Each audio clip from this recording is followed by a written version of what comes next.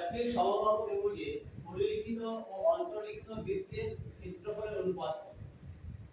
কি বলে সমবাহু ত্রিভুজ? আমরা কি জানি যে সমবাহু ত্রিভুজের ভরকেন্দ্র হচ্ছে পরিবৃত্তের কেন্দ্র এবং অন্তর্বৃত্তের কেন্দ্রকে নির্দেশ করে। এটা যদি একটা সমবাহু ত্রিভুজ হয়, এই এবিসি ত্রিভুজটি সমবাহু ত্রিভুজ হয় এবং ও যদি হয় তার ভরকেন্দ্র, তাহলে এই ভরকেন্দ্রই হবে ত্রিভুজটির অন্তর্বৃত্ত এবং পরিবৃত্তের কেন্দ্র। ত্রিভুজটির অন্তর্বৃত্ত এবং পরিবৃত্তের কেন্দ্র। এবার কি বলেছে না অন্তর্লিখিত পরিলিখিত এবং অন্তর্লিখিত বৃত্তের ক্ষেত্রফলের অনুপাত কত? মানে এই যে ভিতরের বৃত্তটা এবং এই বাইরের বৃত্তটা এদের ক্ষেত্রফলের অনুপাত কত হবে?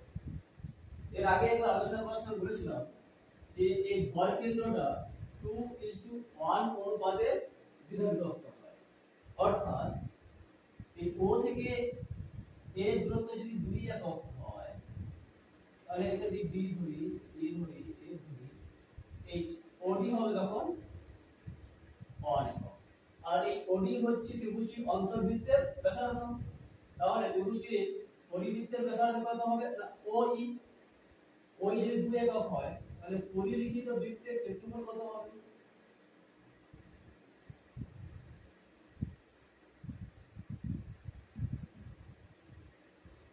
পাই ইনটু 2 এককের স্কয়ার, পাই ইনটু 4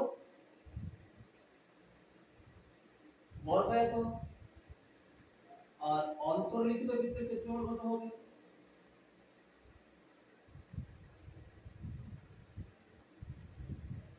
শুধুমাত্র পাই ইনটু 1 স্কয়ার মানে 1 থাকলো, পাই বর্গ একক। এবার কি বলেছে না পরিলিখিত অন্তর্লিখিত বৃত্তের ক্ষেত্রফলের অনুপাত। তাহলে পরি বাই অন্তর সমান পাই বাই 4 বাই পাই, কাটাকাটি চলে গেল, পাই চলে গেল, তাহলে অনুপাত কত হবে? 4:1।